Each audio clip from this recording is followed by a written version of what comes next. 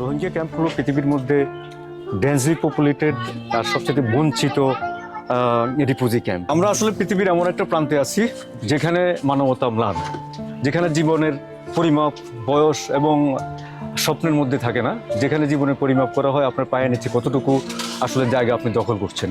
এখানে দেখছেন ছোট্ট একটা জায়গায়, ছোট্ট একটা ঘরে দেখছেন অনেকগুলো লোক একত্রে থাকে, কোনো বেড়া নেই, এখানে এখানে ঘুমায়, অসুখ বিসুখ অসুস্থতা সব নিয়েই একটা ছোট্ট ঘরের ভিতরে এদের জীবনযাপন।